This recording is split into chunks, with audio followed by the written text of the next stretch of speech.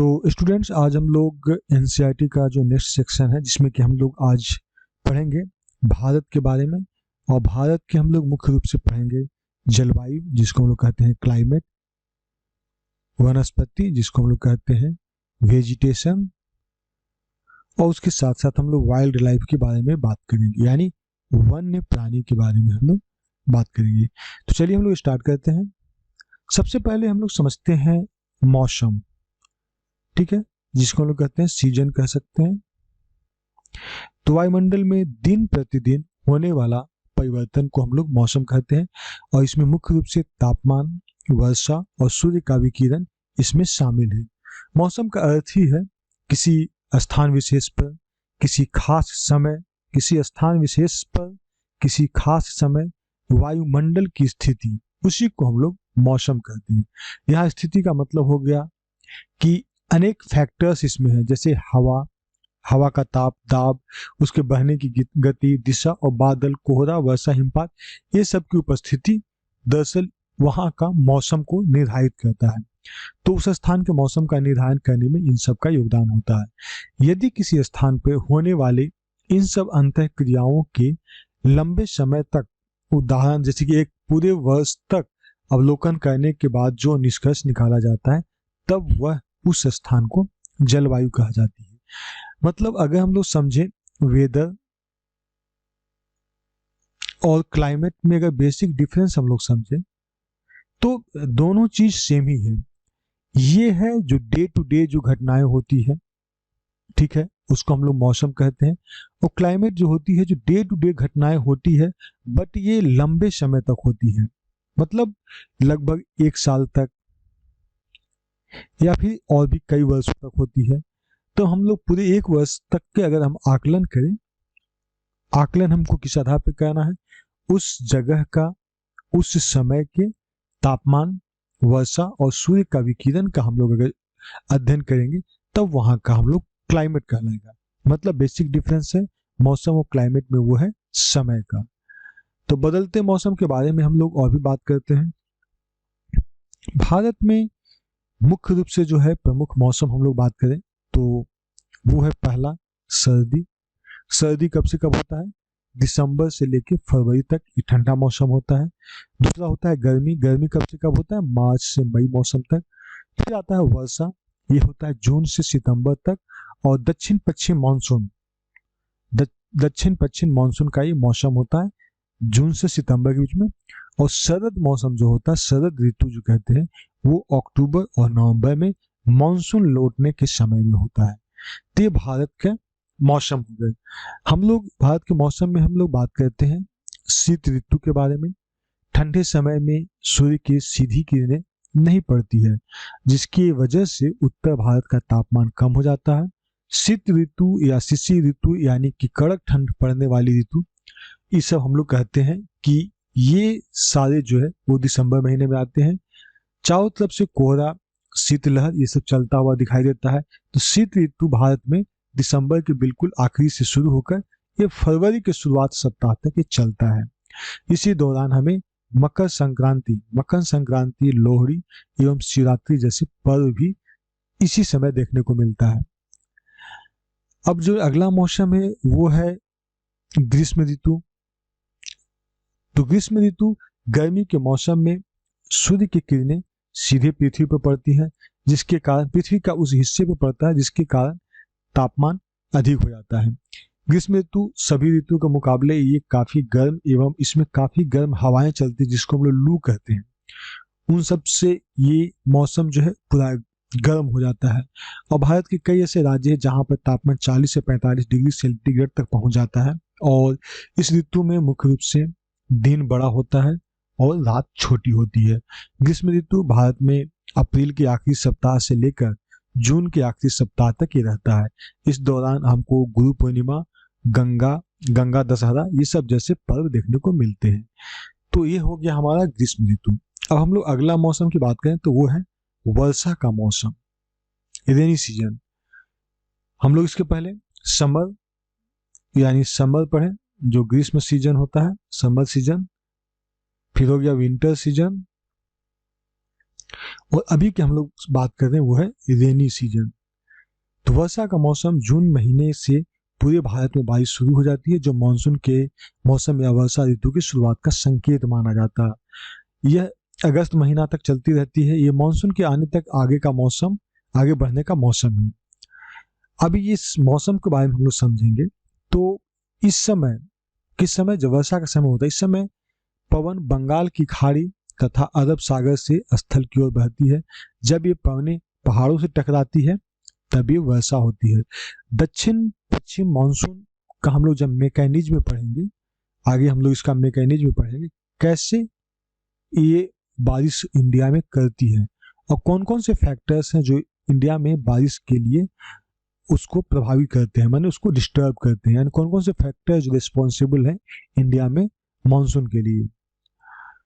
ठीक है, तो इसी के बारे में हम लोग पढ़ेंगे। वर्षा ऋतु में मौसम सामान्यतः गर्म ही रहता है, लेकिन लगातार बारिश और आसमान में बादल रहने के कारण मौसम में नमी देखने को मिलता है।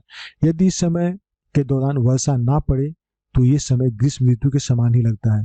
वर्षा ऋतु भारत में जून के आखिरी सप्ताह से शुरू होकर सितंबर के आखिरी सप्ताह तक ये चलते रहता है। इसी दौरान हमें जन्माष्टमी और रक्षाबंधन जैसे कई महत्वपूर्ण जो पर्व है वो देखने को मिलते हैं। अब आता है एक शरद ऋतु। शरद ऋतु इस समय पवनें स्थल भागों से लौटकर बंगाल की खाड़ी की ओर बहती है। इस समय में शरद ऋतु के समय में पवन जो है, हवाएं स्थल भाग से लौटकर बंगाल की खाड़ी की ओर बहती है। यह मौसम के लौटने के मौसम होता है। शरद ऋतु जो कि भारत में वर्षा ऋतु के बाद से शुरू हो जाती है, इस ऋतु में हमें मुख्य रूप से पतझड़ देखने को मिलता है। वही वर्षा ऋतु के मुकाबले तापमान का स्तर भी धीरे धीरे कम होता चला जाता है। शरद ऋतु की बात करें तो शरद ऋतु भारत में सितंबर के आखिरी से शुरू होता है और नवंबर के शुरुआत समय तक ये देखने को मिलता है। इसी समय हमारे यहाँ नवरात्रि, विजयादशमी, शरद पूर्णिमा, दीपावली ये सब पर्व मनाए जाते हैं। भारत के दक्षिण भाग में खासकर तमिलनाडु तथा आंध्र प्रदेश में इस तरह की मौसम होती है। अब हम लोग बात करते हैं जलवायु, जिसको हम लोग कहते हैं क्लाइमेट। जलवायु दो प्रकृति में उपस्थित चीजों जल और वायु। जलवायु से होता ही है जल प्लस वायु। मुख्य रूप से यही चीज है, जलवायु से मिलकर बनी होती। वायुमंडल में जल और वायु का अनुपात किसी भी समय के लंबे समय का मौसम औसत होता है। मतलब हम लोग वेदर और क्लाइमेट के बारे में हम लोग इसके पहले डिफिनेशन पढ़ चुके हैं कि वेदर होता है शॉर्ट टर्म के लिए होता है, और क्लाइमेट जो होता है जहां पर कि टेम्परेचर, प्रेसिपिटेशन, बारिश और जो वहां पर प्रेशर, ये सब, या फिर विंड का डायरेक्शन, ये सब एक लंबे समय तक अगर सिमिलर रूप में बना रहता है, यानी 1 साल 2 साल इस तरह से अगर रहता है, तो हम लोग उसको, उस जगह का हम लोग कहते हैं कि जलवायु है। वेदर की बात करते हैं तो वेदर उसी समय का सेम टेम्परेचर, प्रेशर और प्रेसिपिटेशन होता है, लेकिन वो हमेशा बदलता है, मतलब डे टू डे एक्टिविटी को हम लोग मौसम कहते हैं। भारत की जलवायु की बात करें तो भारत की जलवायु अन्य देशों की तुलना में अलग है। जहां भारत में गर्मी अधिक है तो यूरोपियन देशों में बर्फबारी और सर्दी अधिक है। भारत की जलवायु को मोटे तौर पे मानसूनी जलवायु कहा जाता है। मानसून शब्द जो है ये अरबी भाषा के मौसम से लिया गया है, जिसका मतलब होता है मौसम। किसी स्थान की जलवायु जो है उसकी स्थिति, ऊंचाई और समुद्र से दूरी तथा उच्चावच, जिसको रिलीफ कहते हैं, मतलब जो हमारा ऊंच नीच का जो पहाड़ होता है, इस तरह से स्ट्रक्चर जो होता है उच्चावच, उस पर निर्भर करती है। जैसे बहुत ऐसा जगह है जहां पर ज्यादा ऊंचाई पर अगर जाते हैं तो वहां पर टेम्परेचर कम हो जाता है, कम ऊंचाई पर है तो टेम्परेचर रिस्पेक्टिवली थोड़ा ज्यादा होता है। तो इस वजह से हम लोग कह सकते हैं कि किसी स्थान की जलवायु उसकी स्थिति, ऊंचाई, समुद्र से दूरी और रिलीफ यानी उच्चावच पर निर्भर करती है। जलवायु किसी बड़े इलाके का एक औसत मौसम है जो कि एक लंबे समय से यहाँ पे बना रहता है। उदाहरण के लिए भारत की जलवायु यूरोप की तुलना में भिन्न है, हम लोग इसको देख चुके हैं। अब हम लोग बात करते हैं जलवायु को कैसे कैटेगराइज करें। जलवायु परिवर्तन होता है, हम लोग देखते हैं कि समय के साथ साथ क्लाइमेट में बहुत बार हेर फेर होता है, टेम्परेचर घटता बढ़ता है या फिर बहुत कुछ मेजर चेंजेस देखने को मिलते हैं, तो इसको कहते हैं जलवायु परिवर्तन। ठीक है, तो जलवायु परिवर्तन क्यों होता है, इसका मुख्य जो दो कारण है उसके बारे में बात करते हैं। पहला हो गया मानवीय कारण, मतलब इसमें ह्यूमन इंटरफेरेंस होता है, मैनमेड जिसको कह सकते हैं,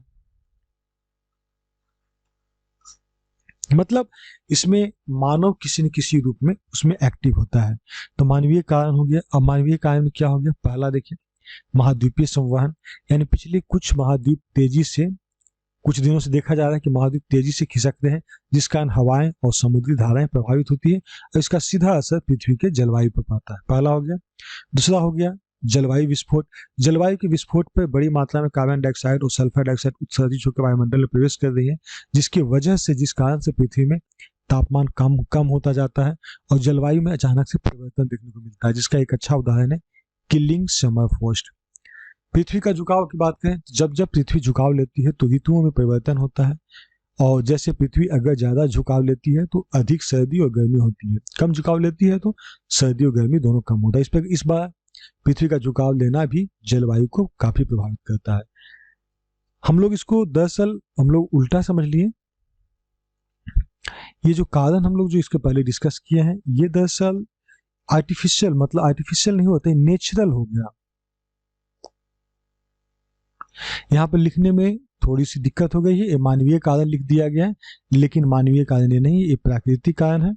क्योंकि प्राकृतिक कारण किसको कहते हैं, जो प्रकृति का होता है, जिसपे हमारा कंट्रोल नहीं होता। तो जैसे महाद्वीपीय संवहन, अगर महाद्वीप तेजी से खिसक रहा है तो भाई कोई इंसान तो इसमें नहीं खिसका रहा है, तो उसकी वजह से होता है। ज्वालामुखी विस्फोट, ये नेचुरल है, प्राकृतिक है। तो ज्वालामुखी के विस्फोट पर बड़ी मात्रा में कार्बन डाइऑक्साइड और सल्फर डाइऑक्साइड निकलता है। पृथ्वी का झुकाव भी नेचुरल है। तो अगर हम लोग नेचुरल कहें तो वो तीन गो हो गया, महाद्वीपीय संवहन, ज्वालामुखी विस्फोट और पृथ्वी का झुकाव। अब हम लोग बात करेंगे जो हमारा मैनमेड होगा, जो इंसानों के प्रभाव से जो क्लाइमेट में चेंजिंग आता है। तो पहला हो गया औद्योगिकरण। अब औद्योगिकरण होगा, इंडस्ट्रियलाइजेशन होगा, ज्यादा इंडस्ट्री बढ़ेंगे तो वहां पे ज्यादा नाइट्रोजन डाइऑक्साइड, कार्बन डाइऑक्साइड और सल्फर डाइऑक्साइड जैसी बहुत सारी जहरीली गैस जो है वायुमंडल में उत्सर्जित होकर ओजोन परत को क्षति पहुंचाएगा और पृथ्वी पर तापमान में वृद्धि होगा, जिसका जलवायु में काफी परिवर्तन होने की संभावना होगी। फिर है वनोन्मूलन, माने डिफॉरेस्टेशन। हम लोग धीरे धीरे जंगल को साफ करते जा रहे हैं, वृक्षों को काटा जा रहा है, जिस तरह से आबादी बढ़ रही है उसके हिसाब से हमारी जरूरतें भी बढ़ रही है। लोग घर, लकड़ी और खेती के लिए वृक्षों को काट रहे हैं। इसके अलावा सड़क, रेल और कई अन्य आधुनिक सुविधाओं के लिए भी वृक्षों को काटा जा रहा है, जिसके कारण पृथ्वी पर हरा भाग कम होता जा रहा है। इसका जलवायु में काफी परिवर्तन देखने को मिलता है। स्वाभाविक है, जब इसके वजह से अगर जब हमारे यहाँ पृथ्वी पर हरा भरा कम होगा तो उसकी वजह से हमारा जो साइकिल है, चक्र है एयर का, वो गड़बड़ा जाएगा। तीसरा हो गया रासायनिक और कीटनाशक उर्वरक का उपयोग। हम लोग अभी के समय में देखें तो उपजाऊ क्षमता जो है वो काफी ज्यादा प्रभावित हो रहा है। उसको बढ़ाने के लिए हम लोग बहुत सारी मात्रा में कीटनाशक और फर्टिलाइजर का इस्तेमाल करते हैं, जिससे कि इससे हवा और पानी दोनों प्रदूषित होती है। हवा, क्योंकि हवा में छिड़का जाता है पानी, क्योंकि ये बहती हुई पानी के साथ जाके मिल जाता है। तो ऐसे ये सब छिड़काव के पश्चात एक ऐसे समय आता है कि वो सब भूमि जो है बंजर में बदल जाती है।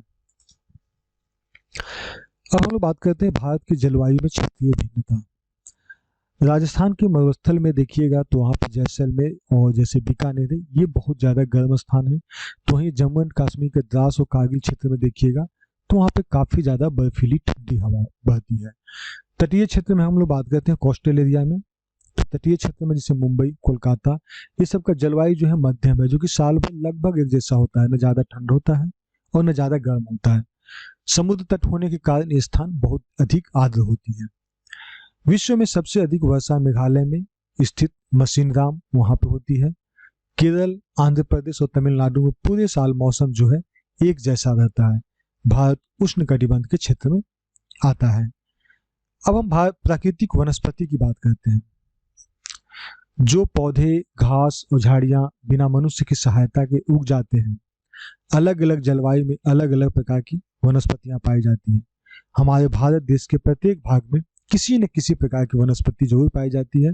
भारत में लगभग 49,000 पौधे हैं, जो अलग अलग जातियों की सूची एवं उनका वर्णन दिया गया है। इसमें से 5,000 ऐसे प्रजाति हैं जो केवल भारत में ही पाई जाती हैं। तो ये हो गए प्राकृतिक वनस्पति का मतलब हम लोग कह सकते हैं वेजिटेशन कहते हैं, माने इसमें सारे पेड़ पौधे घास वगैरह सब इसमें इंक्लूड हो गए। हमारे देश में फूल फल ये सब चीज इसमें फर्न शैवाल कवक बिना फूल वाले पौधे ये सब इसमें शामिल हो जाते हैं। वनस्पति के हम लोग प्रकार बात करते हैं, प्राकृतिक वनस्पति के प्रकार। पहला हो गया उष्णकटिबंधीय जिसको हम लोग ट्रॉपिकल कहते हैं। फिर है उष्णकटिबंधीय पर्णपाती जिसको कि हम लोग कहते हैं डिसिड्यूअस, ट्रॉपिकल डिसिड्यूअस पर्णपाती। कटीले जिसको हम लोग थोर्नी कहते हैं। और हो गया टाइडल, चौथा हो गया टाइडल। तो इस तरह का जो प्राकृतिक वनस्पति है उसको हम लोग 4 कैटेगरी में डिवाइड कर लेते हैं, एक एक करके हम लोग समझते हैं। तो पहला हम लोग देखते हैं उष्णकटिबंधीय, इसको जिसको हम लोग कहते हैं इंग्लिश में ट्रॉपिकल। यही है, ये आप फोटो में देख सकते हैं। इस तरह के वन में पेड़ पौधे बहुत तेजी से बढ़ते हैं, इनकी ऊंचाई 60 मीटर या इससे अधिक हो जाती है। इन वनों की वृक्ष जो है किसी विशेष ऋतु में अपनी पत्तियां नहीं गिराते हैं, मतलब ये सदाबहार एक तरह से वन होता है, ये कभी अपना पत्ती नहीं गिराता है। ठीक है, जैसे इन वनों में व्यापारिक महत्व काफी ज्यादा होता है, जैसे आबनुस महोगनी रोजवुड ये सब पाए जाते हैं। इसके अलावा रबर ताड़ और बांस भी पाए जाते हैं। ये वन पश्चिम बंगाल के मैदानों में और उड़ीसा और उत्तर पूर्वी भारत में पाया जाता है। इस तरह का लगभग वन जो है 200 सेंटीमीटर से अधिक वर्षा वाले क्षेत्र में उगते हैं। अब आता है उष्णकटिबंधीय पर्णपाती, यानी हम लोग कहते हैं डिसिड्यूअस फॉरेस्ट के बारे में बात कर रहे हैं। डिसिड्यूअस मतलब हम लोग पर्णपाती कहें या फिर हम लोग पतझड़ कह सकते हैं। इस तरह के वन को मानसून वन भी कहा जाता है क्योंकि ये ज्यादातर मानसूनी प्रदेश में पाया जाता है और ये जो फॉरेस्ट है 75 सेंटीमीटर से 200 सेंटीमीटर तक वर्षा वाले क्षेत्र में पाया जाता है। इस तरह के वन को पर्णपाती वन कहा जाता है। इसलिए कहा जाता है क्योंकि ये ग्रीष्म ऋतु में 6 से 8 सप्ताह के लिए अपना जो है पेड़ जो है अपनी पत्तियां गिरा देता है और फिर नया पत्ती इसमें उगना शुरू होता है। ये वन पश्चिमी घाट के पूर्वी ढाल, छोटा नागपुर पठार, कर्नाटक, महाराष्ट्र, केरल, पंजाब, हरियाणा और उत्तर प्रदेश वाले क्षेत्रों में पाया जाता है। इस तरह के वनों में सागौन और साल के पेड़ ज्यादा होते हैं। अब हम लोग बात करते हैं कटीले वन और झाड़ियां जिसको हम लोग कहते हैं थॉर्नी एंड बुशेज, मतलब कटीले वन एवं झाड़ियां की बात करें तो इस तरह के वनों में पेड़ पौधा जो है बिखरे हुए होते हैं, मतलब जहां तहां पेड़ पौधा होता है। इनकी जड़ काफी लंबी होती है क्योंकि स्वाभाविक है थोनी ऐसे एरिया जहाँ पे बारिश कम होती है तो उससे जब पानी की जरूरत पड़ती है या मिनरल्स की जरूरत पड़ता है तो उसके लिए जड़ जो है लंबी होती है और ये प्रकृति में फैली होती है। ये वन धीरे धीरे झाड़ियों और कंटीली झाड़ियों में विलीन हो जाती है। और कंटीली झाड़ियां या फिर कंटीली जो चीजें का निर्माण होता है उसका मेन वजह होता है कि जो यहाँ से जो ट्रांसपीरेशन होता है, यहाँ से जो श्वसन क्रिया होती है पेड़ पौधे में वो कम हो जाए, मतलब पानी जो जो एक तो है कि कम पानी खींच पाता है क्योंकि उस एरिया में बारिश होती नहीं है ज्यादा, जहाँ पर थोड़े बुशेज उगते हैं तो वहाँ पर उन लोग एक तो जड़ से पानी खींचता है, उसके बाद में जल्दी से अगर उसका वाष्पीकरण अगर हो जाएगा तो पेड़ की क्षमता घट जाएगी। तो ये सब इसी के लिए कांट का निर्माण होता है। तो कांट का निर्माण होने की वजह से जो वाष्पीकरण की प्रक्रिया है पेड़ से वो कम हो जाती है। कटीली झाड़ियां मरुस्थलीय वनस्पति है। एवं देश के उत्तरी पश्चिम भाग में दक्षिण में सौराष्ट्र से लेकर उत्तर में पंजाब के मैदान तक ये फैले हुए हैं। अब हम लोग बात करते हैं ज्वारीय one, tidal forest. Tidal forest की बात करें तो ये वन खरे पानी, ये वन जो है खरा पानी ताजा पानी ये दोनों जगह पे पनप सकता है। ज्वारीय क्षेत्र में ताजा और खरा पानी एक दूसरे से मिल जाता है। टाइडल एरिया में यहाँ पे खारा सॉल्टी वाटर और यहाँ पे प्योर वाटर ये दोनों आपस में मिल जाता है और जब मिल जाता है तो इस एरिया में टाइडल फॉरेस्ट का ज्यादा ग्रोथ होता है। इस प्रकार के वनों का विस्तार जो है गंगा महानदी और कृष्णा नदियों के डेल्टा वाले भाग में है। सुंदरी इन वनों के प्रसिद्ध वृक्ष है और इस वृक्ष के नाम पर ही गंगा ब्रह्मपुत्र के डेल्टा के वनोच्छादित भाग का नाम सुंदरवन रखा गया है। ठीक है, कहाँ है? वेस्ट बंगाल में। हम लोग इसी का अगला सेक्शन में आता है वन्य प्राणी जिसको कहते हैं वाइल्ड लाइफ।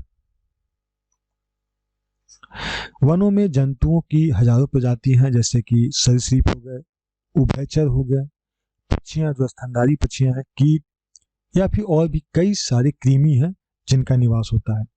जंगली जीव की बात करें तो वृक्ष, पौधे, जानवर या अन्य जीव, ये सब उसमें इंक्लूड हो जाते हैं जिसे मानवों द्वारा पालतू न बनाया गया हो। ठीक है। जंगली जीव दुनिया के सभी परितंत्र, जिसको इकोसिस्टम कहते हैं, उसमें पाए जाते हैं, जिसमें रेगिस्तान, वन, घास भूमि, मैदान, पर्वत, शहरी क्षेत्र, ये सब शामिल है। मतलब वन्य प्राणी का कहने का मतलब है कि वनों में कई प्रकार के जंतु पाई जाती हैं।